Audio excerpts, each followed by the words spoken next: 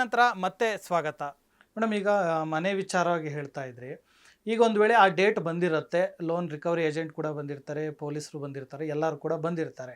ಆದರೆ ಇವು ಅಲ್ಲಿ ಮನೆಯವರು ಇರೋದಿಲ್ಲ ಅಂತಾನೆ ಅನ್ಕೊಳ್ಳೋಣ, ಆಗ ಏನು ಮಾಡ್ತಾರೆ ಮೇಡಮ್? ಮನೆಯವರು ಇರಲ್ಲ ಅಂದಾಗ ಇಲ್ಲಿ ಎರಡು ತರ ಬರುತ್ತೆ. ಒಂದು ಇಂಟೆನ್ಷನಲಿ ಅವರು ಇರಲ್ಲ, ಯಾಕೆಂದ್ರೆ ಈಗಾಗಲೇ ಹೇಳ್ದಾಗೆ ನೋಟಿಸ್ ಕೊಟ್ಟೇ ಬಂದಿರುತ್ತೆ. ಇಂಟೆನ್ಷನಲಿ ಇಲ್ಲ ಅಂದಾಗ ಬ್ರೇಕ್ ಓಪನ್ ಲಾಕ್ ಅಂತ ಹೇಳಿ ಅದೇ ಕಾಪಿನಲ್ಲಿ ಆರ್ಡರ್ ಕೊಟ್ಟಿರುತ್ತೆ ಕೋರ್ಟು. ಇಫ್ ನಾವು ರಿಕವರಿಗೆ ಹೋದಾಗ if it is found locked the premises, so you can break open the lock and you can do your procedure ಅಂತ ಹೇಳಿ ಕೋರ್ಟು ಪರ್ಮಿಷನ್ ಕೊಟ್ಟಿರುತ್ತೆ. ಸಪೋಸ್ ಅವ್ರಿಗೆ ಗೊತ್ತಿರಲ್ಲ ಇವತ್ತು ಬರ್ತಾರೆ ಅಂತ, ಯಾಕೆಂದರೆ 7 days ಆದಮೇಲೆ ಇಮಿಡಿಯೇಟಾಗಿ 8th ಡೇನೇ ಬರಬೇಕು ಅಂತ ರೂಲ್ಸ್ ಏನೂ ಇಲ್ಲ. ಯಾಕೆಂದರೆ ಅದಕ್ಕಿಂತ ಪ್ರಯಾರಿಟಿ ವೈಸ್ ತೊಗೊಳುತ್ತೆ ಬ್ಯಾಂಕ್. ಅದಕ್ಕೆ ಮುಂಚೆ ಇನ್ಯಾವ್ದಾದ್ರು ರಿಕವರಿ ಇದ್ದರೆ ಎಲ್ಲ ಮುಗಿಸ್ಕೊಂಡು ಒಂದು 2-3 ದಿನ ಆದಮೇಲೆ ಬರ್ಬೋದು. ಬಟ್ ನಾಳೆ ಬರ್ತಿದ್ದೀವಿ ಅಂತ ಇವತ್ತೇ ಫೋನ್ ಮಾಡೆಲ್ಲ ಹೇಳೋಕ್ಕೆಲ್ಲ ಅವಕಾಶ ಇಲ್ಲ. ಈ ವೆಕೇಷನ್ ನೋಟಿಸ್ ಕೊಟ್ಟಮೇಲೆ ಎನಿ ಟೈಮ್ ಬರ್ಬೋದು 7 days ಆದಮೇಲೆ. ಅದನ್ನು ಅವರೇ ಮೈಂಡಲ್ಲಿ ಇಟ್ಕೊಂಡಿರಬೇಕು ಬಾರೋವರ್ಸು. ಅಥವಾ ಬಂದಮೇಲೆ ಬ್ಯಾಂಕ್ನ ಅಪ್ರೋಚ್ ಮಾಡ್ಬೋದು ಅವರು, ಈ ಥರ ಎಲ್ಲ ನೋಟಿಸ್ ಕೊಟ್ಟಿದ್ದೀರಾ, ನಾವು ಇಷ್ಟು ದಿನ ಇಲ್ಲಿ ಮನೇಲಿರಲ್ಲ, ಅಥವಾ ನಾವು ಇದನ್ನು ಪೇಮೆಂಟ್ ಮಾಡ್ತೀವಿ, ಸ್ವಲ್ಪ ಕಾಲಾವಕಾಶ ಕೊಡಿ ಅಂತ ಮ್ಯಾನೇಜರ್ ಹತ್ರ ಅವರು ಮಾತಾಡಿ ಇಟ್ಕೋಬೇಕಾಗುತ್ತೆ. ರಿಕ್ವೆಸ್ಟ್ ಮಾಡ್ಕೊಂಡ್ರೆ it is a discretionary power of the bank. Request ಮಾಡ್ಕೊಂಡ ತಕ್ಷಣ ನೀವು ಹೇಳ್ದಾಗೆ ರಿಕ್ವೆಸ್ಟ್ ಮಾಡ್ಕೊಂಡ್ರಿ, ಅವ್ರು ನಮ್ಮ ಟೈಮ್ ಕೊಡ್ತಿಲ್ಲ ಅಂತ ಹೇಳಿ ಜಗಳ ಮಾಡೋಕ್ಕಾಗಲ್ಲ. ಯಾಕೆಂದರೆ ಈ ತುಂಬ ಹಿಂದೆ ತುಂಬ ಟೈಮ್ ಕೊಟ್ಟು ತುಂಬ ನೋಟಿಸಸ್ ಆದ್ಮೇಲಿಂದ ಬಂದಿರ್ತಾರೆ. ಸೊ ಆವಾಗ ಜಗಳ ಮಾಡೋಕ್ಕೆ ಆಪ್ಷನ್ ಇರಲ್ಲ. ಏನೂ ನೋಟಿಸ್ ಕೊಡ್ತೀರಾ ಸಡನ್ ಆಗಿ ನುಗ್ಗಿದಾಗ ಅದನ್ನ ಕ್ರಿಮಿನಲ್ ಟ್ರೆಸ್ಪಾಸ್ ಅಂತ ಹೇಳ್ತಾರೆ. ಆ ಪ್ರಾಪರ್ಟಿ ಬ್ಯಾಂಕಿಗೆ ಮಾರ್ಟ್ಗೇಜ್ ಆಗಿರ್ಬೋದು, ಅಂದ್ರೂ ಯಾವುದು ಮಾರ್ಟ್ಗೇಜ್ ಆಗಿದ್ರೆ ಅದು ಬರೋದಕ್ಕೆ ಹೋಗೋದಕ್ಕೆ ಅದರದೇ ಆದ ನಿಯಮಾವಳಿಗಳಿದೆ. ಹೆಂಗಿದ್ರು ನನ್ನ ಪೊಸಿಷನಲ್ಲಿ ಇದೆ ಅಂತ ಹೇಳ್ಬಿಟ್ಟು ಬ್ಯಾಂಕು ಸಡನ್ ನುಗ್ಗಕ್ಕೆ ಬರಲ್ಲ. ಸೊ ಇದೆಲ್ಲ ಪ್ರೊಸೀಜರ್ ಫಾಲೋ ಮಾಡಿಕೊಂಡು ಎಲಾಂಗ್ ವಿತ್ ಜ್ಯೂರಿಸ್ಡಿಕ್ಷನಲ್ ಪೊಲೀಸ್ ಯಾವಾಗ ಹೋಗ್ತಾರೋ ಅದು ನಿಯಮಬದ್ಧವಾಗಿರುತ್ತೆ. ಸಪೋಸ್ ಅವರು ಗೊತ್ತಿಲ್ಲದೇ ಮನೆಗೆ ಹೋಗಿದ್ರು ಈ ಥರ ಇಷ್ಟು ಸೇಫಾಗಿ, ಈಗ ನಾನೇನೆಲ್ಲ ಹೇಳಿದೆ ಇನ್ವೆಂಟ್ರಿ ಮಾಡಬೇಕಂತ ಹೇಳಿ, ಯಾವ ಸಾಮಾನು ಡ್ಯಾಮೇಜ್ ಮಾಡಿದಿರಾ ಅವ್ರು ಇಲ್ಲದೆ ಇದ್ದಾಗ್ಲೂ ಲಾಕ್ ಬ್ರೇಕ್ ಓಪನ್ ಮಾಡಿ ಬ್ಯಾಂಕ್ದೇ ಹೊಸ ಲಾಕ್ ಇರುತ್ತೆ, ಅವ್ರದ್ದು ಲಾಕ್ ಹಾಕ್ಕೊಂಡು ಸೀಸ್ ಮಾಡಿ ಒಳಗಡೆ ಎಲ್ಲ ಇನ್ವೆಂಟ್ರಿ ಮಾಡಿಕೊಂಡು ಪಂಚನಾಮ 5 ಜನದ ಸಿಗ್ನೇಚರ್ ತೊಗೊಂಡು ಅಲ್ಲಿ ವಿಟ್ನೆಸ್ ಆಗಿ, ಸೊ ಇದೆಲ್ಲ ಮಾಡಿಕೊಂಡು ಸೇಫಾಗಿ ಅದು ಸೀಸಿಂಗ್ ಮಾಡ್ಕೊಂಡು ಬರ್ಬೋದು. ಒಂದು ವೇಳೆ ನಾವು ಇಲ್ಲದೇ ಇದ್ದಾಗ ಈ ಥರ ಆಯಿತು, ಕೆಲವೊಂದು ಥಿಂಗ್ಸ್ ನಾವು ಇಮಿಡಿಯೇಟಾಗಿ ತೊಗೋಬೇಕು ಅಂತ ಹೇಳಿದ್ರೆ ಅದಕ್ಕೂ ಕೂಡ ಕೋರ್ಟು ಪರ್ಮಿಷನ್ ಕೊಡುತ್ತೆ. ಆವಾಗ ಬ್ಯಾಂಕು ರೀಡೆಲಿವರಿ ಆಫ್ ದಿ ಪೊಸೆಷನ್ ಅಂತ ಹೇಳಿಬಿಟ್ಟು ಒಂದು ಆರ್ಡರ್ ಕೊಡುತ್ತೆ. ಬ್ಯಾಂಕು ಮ್ಯಾನೇಜರು ಮತ್ತು ಒಂದು ಯಾರು PC ಬಂದು ಅದನ್ನು ಓಪನ್ ಮಾಡಿದರೆ ಅವ್ರಿಗೆ ಏನು ಬೇಕು ಅದನ್ನು ಬ್ಯಾಂಕ್ ಮುಂದೆನೇ ತೊಗೋಬೇಕು. ಆ್ಯಂಡ್ ಏನು ತೊಗೊಂಡಿದ್ದಾರೆ ಅದು ಕೂಡ ಬರೆದು ಸೈನ್ ಮಾಡಬೇಕಾಗತ್ತೆ. ಇದು ಪ್ರಾಸೆಸ್ಸು. ಪೂರ್ತಿ ನಂಗೆ ಮನೆಯೇ ಬೇಕು, ಇವಾಗ ಏನಾಗಿದೆ ಅಲ್ಲ, ಸೊ ನನಗೆ ಸಾಮಾನು ತೊಗೊಂಡೋಗೋಕ್ಕೆ ಬೇರೆ ಎಲ್ಲೋ ಇರೋಕ್ಕೆ ನನಗೆ ಜಾಗ ಇಲ್ಲ, ನಂಗೆ ಮನೆಯೇ ಬೇಕು, ಸೀಸ್ ಆದಮೇಲೆ ಮುಗ್ದೋಯ್ತಾ, ವಾಪಸ್ ನನಗೆ ಮನೆ ಸಿಗಲ್ವಾ ಅಂತ ಏನಾದ್ರು ಹೇಳೋದಾಯಿತು ಅಂತ ಹೇಳಿದ್ರೆ ಆ 13(4) ಏನು ಡ್ಯೂಸ್ ಅಮೌಂಟ್ ಇರುತ್ತಲ್ಲ ಅದು ಪೂರ್ತಿ ಕಟ್ಟಬೇಕಾಗತ್ತೆ. ಪೂರ್ತಿ ಕಟ್ಟಿ ಟೈಮ್ ಕೊಡ್ತಾರೆ ಮೇಡಮ್. ಮತ್ತೆ ಅಲ್ಲ, ಆ್ಯಕ್ಚುಲಿ ಇವಾಗ ಏನು ಕೊಟ್ಟಿರ್ತಾರೆ ಇಷ್ಟೇ ಸಫಿಷಿಯೆಂಟ್ ಟೈಮು. ಅದ್ರ ಮೇಲೆ ನಿಮಗೆ ಏನಾದ್ರು ಜೆನ್ಯುವನ್ ರೀಸನ್ ಇತ್ತು ಅಂತ ಹೇಳಿದಾಗ bank discretionary again. So bank ಅವ್ರಿಗೆ ಟೈಮ್ ಎಷ್ಟು ಕೊಡುತ್ತೋ ಅದನ್ನು ತಗೊಂಡು ಅಷ್ಟು ಟೈಮ್ ಒಳಗಡೆ ಅವ್ರ ಅಮೌಂಟ್ ಕಟ್ಟಿ ಅವರು ಹೋಗ್ಬೋದು. ಸಪೋಸು ಬ್ಯಾಂಕಿಗೆ ಹೋದ್ವಿ, ಜೆನ್ಯುವನ್ ರೀಸನ್ ಇತ್ತು, ಅವ್ರು ನಮ್ಗೆ ಟೈಮ್ ಕೊಡ್ತಾ ಇಲ್ಲ, ಸೊ ಆವಾಗ ಸಾಲಗಾರರು ಏನು ಮಾಡಬೇಕು, DRT ಅಂತ ಒಂದು ಕೋರ್ಟ್ ಇದೆ, ಅದು tribunal actually, debt recovery tribunal ಅಂತ.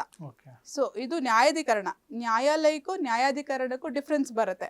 ನ್ಯಾಯಾಲಯ ಎಲ್ಲ ಒಂದು ವಿಚಾರಕ್ಕೋಸ್ಕರ ಇರುತ್ತೆ, ಸಿವಿಲ್ ಕ್ರಿಮಿನಲ್ ಎಲ್ಲದನ್ನು ಒಂದೇ ಪ್ರಿಮೈಸಸ್ಸಲ್ಲಿ ಇರುತ್ತೆ. ಬಟ್ ನ್ಯಾಯಾಧಿಕರಣ ಅಂತ ಬಂದಾಗ ಯಾವುದೋ ಒಂದು ಸ್ಪೆಸಿಫಿಕ್ ರೀಸನ್ಗೆ, ಈಗ ಇದು ಬ್ಯಾಂಕ್ಗಾಗಿ ಮಾತ್ರನೇ ಈ DRT ಕೋರ್ಟ್ ಇರೋದು. ಡೆಟ್ ರಿಕವರಿ ಟ್ರೈಬ್ಯುನಲ್ ಅಂತ ಹೇಳ್ತೀವಿ. ಇದು ಬೆಂಗಳೂರಿನ ರಾಜಭವನ್ ರಸ್ತೆನಲ್ಲಿರುವ BSNL ಬಿಲ್ಡಿಂಗ್ ಇದೆಯಲ್ಲ, ಅಲ್ಲಿ 4th ಫ್ಲೋರಲ್ಲಿ ಇದೆ. ಹಾಂ, ಅಲ್ಲಿದೆ. ಸೊ ಅಲ್ಲಿ ಅಪ್ರೋಚ್ ಮಾಡ್ಬೋದು under section 17 of SARFAESI act.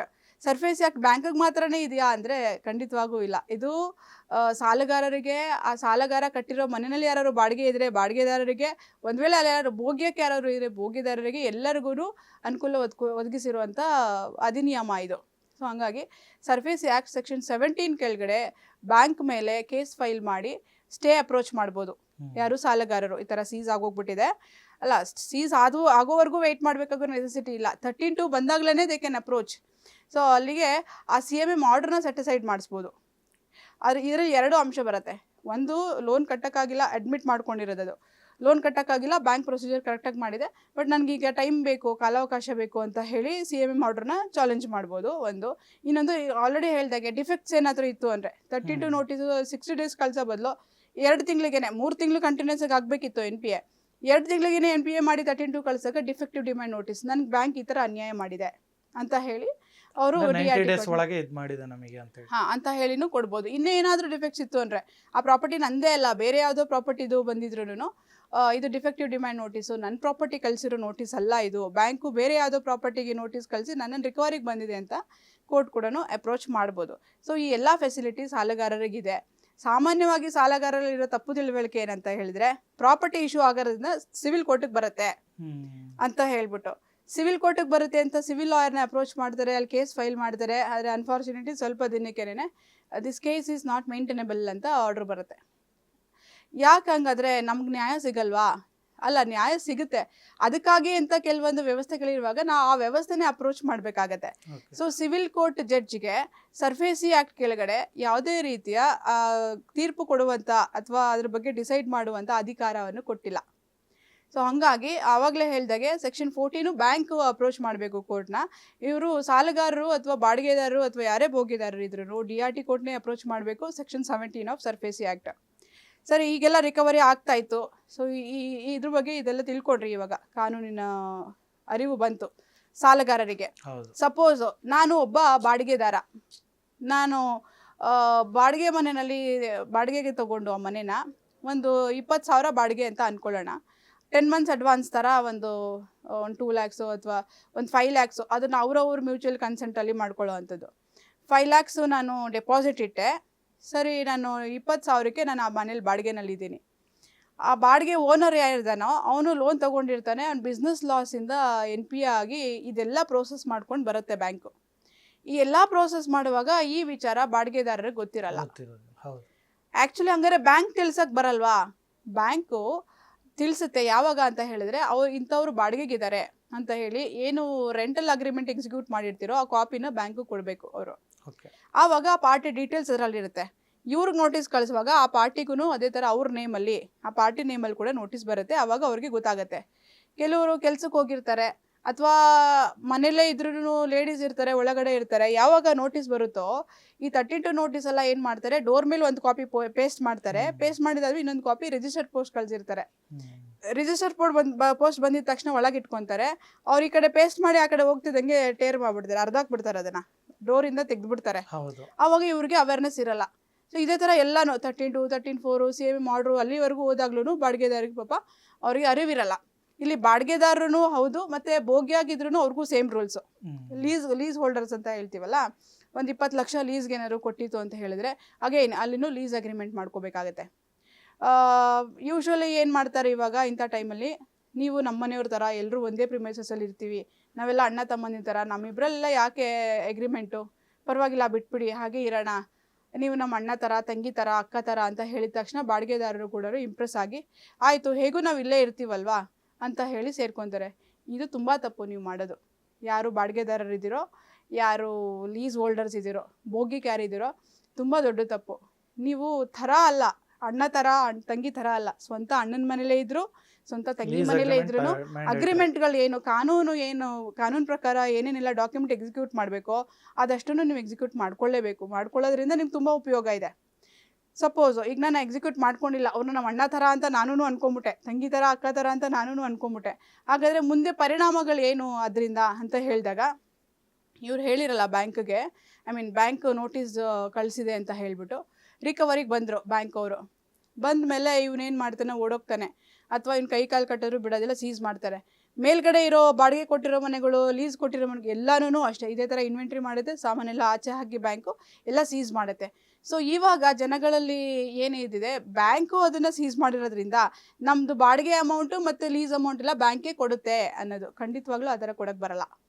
So ನೀವೇನಿದ್ರು ನಿಮ್ಮ ಯಾರು ಓನರ್ಗೆ ನೀವು ಕೊಟ್ಟಿರ್ತೀರೋ ಅವ್ರ ಹತ್ರನೇ ವಸೂಲು ಮಾಡ್ಕೋಬೇಕು. ವಸೂಲು ಮಾಡಬೇಕಾದ್ರೆ ನೀವಲ್ಲಿ ನಿಜವಾದ ಬಾಡಿಗೆದಾರ ಅಲ್ವಾ ಅನ್ನೋದು ಕೋರ್ಟಿಗೆ ಗೊತ್ತಾಗಬೇಕು.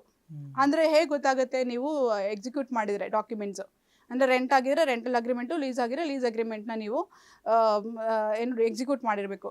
ರೆಂಟಲ್ ಅಗ್ರಿಮೆಂಟು ಎಷ್ಟು ದಿನಕ್ಕೆ ಮಾಡ್ಕೊಂಡಿರಬೇಕು ಮೇಡಮ್ ಕಾನೂನು ಪ್ರಕಾರ ಅಂತ ಹೇಳೋದಾದರೆ 11 months ಸ್ಟ್ಯಾಂಡರ್ಡ್, ಅದು 11 ತಿಂಗಳಿಗೆ ಒಂದು ಸತಿ ರೆಂಟಲ್ ಅಗ್ರಿಮೆಂಟ್ನ ರಿನಿವಲ್ ಮಾಡ್ಕೋಬೇಕಾಗುತ್ತೆ. ಸಪೋಸ್ 11 ತಿಂಗಳವರೆಗೂ ಮಾಡಿಕೊಂಡು 11 ತಿಂಗಳು ಕ್ರಾಸ್ ಆಯಿತು ಅಂತ ಹೇಳಿದ್ರೆ ನೀವು ಅದೇ ಮನೇಲಿ ನೀವು ಕಂಟಿನ್ಯೂ ಆಗ್ತೀರಾ ಅಂದರೆ ರಿನಿವಲ್ ಆಗಿರಲೇಬೇಕು.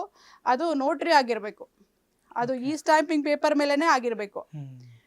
Any agreement. ಈ ಸ್ಟಾಂಪಿಂಗ್ ಪೇಪರ್ ಮೇಲೆ ಇಬ್ಬರದು ಡೀಟೇಲ್ಸ್ ಎಲ್ಲ ಹಾಕಿ ಎಷ್ಟು ನೀವು ಬಾಡಿಗೆ ಕೊಡ್ತಾ ಇದ್ದೀರಾ, ಎಷ್ಟು ನೀವು ಅಡ್ವಾನ್ಸ್ ಕೊಟ್ಟಿದ್ದೀರಾ, ಇದಿಷ್ಟು ಡೀಟೇಲ್ಸು ಅದರಲ್ಲಿ ಬಂದು ಮತ್ತು ರೂಲ್ಸ್ ನಿಮ್ಮಲ್ಲಿ ಏನಾದ್ರು ಅಂಡರ್ಸ್ಟ್ಯಾಂಡಿಂಗಲ್ಲಿ ರೂಲ್ಸ್ ರೆಗ್ಯುಲೇಷನ್ ಯಾರು ಎಷ್ಟೆಷ್ಟು ಫಾಲೋ ಮಾಡಬೇಕು ಅದೆಲ್ಲ ನೀವು ಬರ್ಕೊಂಡಿದ್ದಾದಮೇಲೆ ಅದಷ್ಟು ಡಾಕ್ಯುಮೆಂಟು ನೋಟ್ರಿ ಆಗಿರಬೇಕು. ಇದು ರೆಂಟಲ್ ಅಗ್ರಿಮೆಂಟ್ಗೆ.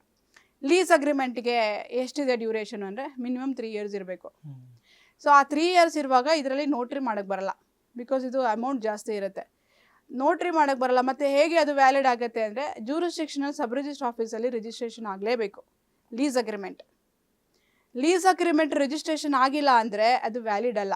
ಈ ಥರ ಅವ್ರು ಓಡೋದಾಗ ನನ್ನ ಹತ್ರ ಒಂದು ಲೀಸ್ ಅಗ್ರಿಮೆಂಟ್ ಇದೆ, ಅವ್ರು ಸೈನ್ ಮಾಡಿದ್ದಾರೆ, ಒಂದಿಬ್ಬರು ವಿಟ್ನೆಸ್ ಸೈನ್ ಮಾಡಿಸಿದ್ದೀನಿ, ಇದನ್ನ ಇಟ್ಕೊಂಡು ನಾನು ಕೋರ್ಟಿಗೆ ಕೇಸ್ ಹಾಕ್ಬೋದಾ? ಖಂಡಿತವಾಗ್ಲೂ ನಿಮ್ಮ ಕೇಸ್ ಸ್ಟ್ಯಾಂಡ್ ಆಗಲ್ಲ. ಸೊ ನಿಮ್ದು ಅಷ್ಟು ಅಮೌಂಟು ಒಂದು 20 ಲಕ್ಷನೋ 15 ಲಕ್ಷನೋ 30 ಲಕ್ಷ ನೀವು ಕೊಟ್ಟಿದ್ದೀರಾ ಅಂದರೆ ಅಷ್ಟು ಅಮೌಂಟ್ ಹೊಟ್ಟೋಯ್ತು. ಆವಾಗ ಜನ ಅನ್ಕೊತಾರೆ ನಾವು ಕೋರ್ಟ್ಗೆ ಹೋದ್ವಿ, ನ್ಯಾಯಾಲಯ ನಮಗೆ ನ್ಯಾಯ ಕೊಡಲಿಲ್ಲ. ನ್ಯಾಯ ಕೊಡಲಿಲ್ಲ ಅನ್ನೋದಕ್ಕಿಂತ ನ್ಯಾಯಯುತವಾಗಿ ಏನೇನೆಲ್ಲ ರೂಲ್ಸ್ ರೆಗ್ಯುಲೇಷನ್ ಫಾಲೋ ಮಾಡಬೇಕು ಮತ್ತು ಏನೇನೆಲ್ಲ ಡಾಕ್ಯುಮೆಂಟ್ಸ್ ಎಕ್ಸಿಕ್ಯೂಟ್ ಮಾಡಬೇಕು ಅಂತ ಹೇಳಿದ್ವಿ ಅದೆಲ್ಲ ನೀವು ಮಾಡ್ಕೊಂಡಿದ್ದೀರಾ? ನ್ಯಾಯಾಲಯಕ್ಕೆ ಹೇಳ್ಬೋದು ನೀವು ಅಣ್ಣ ಥರ ಅಂದ್ಕೊಳ್ಳಿ ಅಂದರು, ತಂಗಿ ಥರ ಅಂದ್ಕೊಳ್ಳಿ ಅಂದರು, ಅದನ್ನ ಯಾವುದು ಕೋರ್ಟ್ ಬಾದರ್ ಮಾಡೋಕ್ಕೆ ಬರೋದು ಇಲ್ಲ. ಸೊ ನಿಮ್ಮ ಡಾಕ್ಯುಮೆಂಟ್ಸ್ ಪಕ್ಕ ಆಯಿತು ಅಂತ ಹೇಳಿದ್ರೆ ಅವ್ನು ಅಪ್ಸ್ಕೊಂಡಾದರೂ ಕೂಡ NBW ಇಶ್ಯೂ ಮಾಡಿನೋ, ಬೇಕಾದಷ್ಟು ಆಪ್ಷನ್ಸ್ ಇದೆ. ಯಾವುದೇ ಆಪ್ಷನಿಂದ ನೀವು ಕ್ರಿಮಿನಲ್ ಕೇಸ್ ಫೈಲ್ ಮಾಡ್ಬೋದು, ಸಿವಿಲ್ ಕೇಸ್ ಫೈಲ್ ಮಾಡ್ಬೋದು, ಯಾವುದೇ ಆಪ್ಷನ್ ಇದ್ರೂ ಇವೆಲ್ಲ ಡಾಕ್ಯುಮೆಂಟ್ ಇರುವಾಗ ನೀವು ವ್ಯಾಲಿಡ್ ಲೀಸ್ ಹೋಲ್ಡರು ಅಥವಾ ವ್ಯಾಲಿಡ್ ಟೆನೆಂಟ್ ಅಂತ ಹೇಳೋದು ಏನಾದ್ರು ಡಾಕ್ಯುಮೆಂಟ್ ಇತ್ತು ಅಂದರೆ ಖಂಡಿತವಾಗ್ಲೂ ನ್ಯಾಯಾಲಯ ನಿಮಗೆ ಹೆಲ್ಪ್ ಮಾಡುತ್ತೆ, ಖಂಡಿತವಾಗ್ಲೂ ನ್ಯಾಯಾಲಯ ನಿಮ್ಗೆ ಅಷ್ಟಕ್ಕೆ ಸಹಾಯಕ್ಕೆ ಬರುತ್ತೆ. ಸೊ ಇದಿಷ್ಟು ಮ್ಯಾಂಡೇಟ್ರಿ. ರಿಜಿಸ್ಟರ್ ಮಾಡಿಸ್ಬೇಕಾ ಮೇಡಮ್? ಹಾಂ, ಲೀಸ್ ಅಗ್ರಿಮೆಂಟ್ ಮಾತ್ರ ರಿಜಿಸ್ಟರ್ ಮಾಡಿಸ್ಬೇಕು. ರೆಂಟಲ್ ಅಗ್ರಿಮೆಂಟು ನೋಟ್ರಿ ಆಗಬೇಕು ಎವ್ರಿ 11 months. ಒಂದು ವೇಳೆ ರೆಂಟಲ್ ಅಗ್ರಿಮೆಂಟ್ 11 months ಬೇಡ, ನಂಗೆ 3 ವರ್ಷದವರೆಗೂ ಬೇಕು ರೆಂಟ್ಗೆ ಅಂತ ಹೇಳೋದಾದರೆ ಇಬ್ಬರದ್ದು ಮ್ಯೂಚುವಲ್ ಅಂಡರ್ಸ್ಟ್ಯಾಂಡಿಂಗಲ್ಲಿ 11 monthsಗಿಂತ ಕ್ರಾಸ್ ಆದರೆ ಅದು ಕೂಡ ರಿಜಿಸ್ಟ್ರೇಷನ್ ಆಗಲೇಬೇಕು. ಒಂದು ವೇಳೆ 11 monthsಗಿಂತ ಕ್ರಾಸ್ ಆಗಿಲ್ಲ ಅಂತ ಹೇಳಿದ್ರೆ ನೋಟ್ರಿ ಸಾಕಾಗುತ್ತೆ. But lease agreement mandatory stamp duty ಕಟ್ಬಿಟ್ಟು ಅದನ್ನು ರಿಜಿಸ್ಟ್ರೇಷನ್ ಮಾಡಿಸ್ಕೊಳ್ಳೇಬೇಕಾಗತ್ತೆ. ಬಟ್ ಎಷ್ಟೋ ಜನ 20,000 30,000 ಖರ್ಚಾಗುತ್ತೆ ಸಬ್ ರಿಜಿಸ್ಟರ್ ಆಫೀಸಲ್ಲಿ ಅಂತ ಹೇಳ್ಬಿಟ್ಟು ರಿಜಿಸ್ಟ್ರೇಷನ್ ಗೋಜ್ಗೆ ಹೋಗಲ್ಲ. ಸೊ 20,000 30,000 ಉಳಿಸ್ಕೊಳಕ್ ಹೋಗಿ 20 ಲಕ್ಷ 30 ಲಕ್ಷ ನೀವು ಕಳ್ಕೊತೀರಾ ಅನ್ನೋದಾದ್ರೆ ನಿಮ್ಗೆ ಅವಾಗ ಯೋಚನೆ ಮಾಡ್ತೀರಾ 30,000 ನಿಮ್ಗೆ ಎಷ್ಟು ಕೆಲ್ಸಕ್ಕೆ ಬರ್ತಾ ಇತ್ತು ಅಂತ ಹೇಳ್ಬಿಟ್ಟು. ಸೊ ವ್ಯಾಲಿಡ್ ಇಲ್ಲ ಅಂತ ಹೇಳಿದ್ರೆ ಕೋರ್ಟ್ ನಿಮ್ಗೆ ನ್ಯಾಯ ಕೊಡಕ್ ಬರಲ್ಲ. ಅಂದ್ರೆ ಲೀಸ್ ಮಾಡುವಂತವ್ರು ಇಲ್ಲಿ ರಿಜಿಸ್ಟ್ರೇಷನ್ ಕಡ್ಡಾಯವಾಗಿ ಮಾಡಿಸ್ಕೊಂಡು ಇಟ್ಕೊಂಡ್ರೆ ನಿಮಗೆ ಅವ್ರ ವಿರುದ್ಧ ಯಾರು ನಿಮ್ಮ ಓನರ್ ತಗೊಂಡು ಓಡೋಗಿರ್ತಾರೋ ಅಥವಾ ಅವ್ರ ಈ ಥರ ಬ್ಯಾಂಕ್ ಸೀಸ್ ಮಾಡಿದಾಗ ಬ್ಯಾಂಕ್ ಕೊಡಕ್ಕೆ ಬರಲ್ಲ, ಅವ್ರ ಹತ್ರ ವಸೂಲು ಮಾಡಬೇಕಂದ್ರೆ ಈ ಎಲ್ಲ ಡಾಕ್ಯುಮೆಂಟ್ಸ್ನ ಎಕ್ಸಿಕ್ಯೂಟ್ ಮಾಡಿದ್ರೆ ಅಷ್ಟೇ ನಿಮ್ಗೆ ಅಮೌಂಟ್ ವಾಪಸ್ ಕೊಡಕ್ಕೆ ಬರುತ್ತೆ. ಓಕೆ ಮೇಡಮ್, ಈಗ ಮೈಕ್ರೋ ಫೈನಾನ್ಸಲ್ಲಿ ಇಂತಿಷ್ಟೇ ಇಂಟ್ರೆಸ್ಟ್ ಇರಬೇಕು ಅಂತ ಹೇಳಿ ಏನಾದ್ರು ಗೈಡ್ಲೈನ್ಸ್ ಇರುತ್ತಾ? ಗೈಡ್ಲೈನ್ಸ್ ಎಲ್ಲದರಲ್ಲೂ ಇದೆ. ಅದು RBI ಕೊಟ್ಟಿರುತ್ತಾ? RBI ಕೊಟ್ಟಿರುತ್ತೆ. ರಾಜ್ಯ ಸರ್ಕಾರ ಕೊಡುತ್ತಾ? RBI ಕೊಟ್ಟಿರುತ್ತೆ. ಸೊ ಇಲ್ಲಿ ಮೈಕ್ರೋ ಫೈನಾನ್ಸಲ್ಲಿ ಏನಾಗುತ್ತೆ ಅಂತ ಹೇಳಿದ್ರೆ ರಿಸ್ಕ್ ಜಾಸ್ತಿ ಇರುವಾಗ ಇಂಟ್ರೆಸ್ಟ್ ಕೂಡ ಜಾಸ್ತಿ ಇರುತ್ತೆ. ಅದು RBI ಗೈಡ್ಲೈನ್ಸ್ ಪ್ರಕಾರನೇ.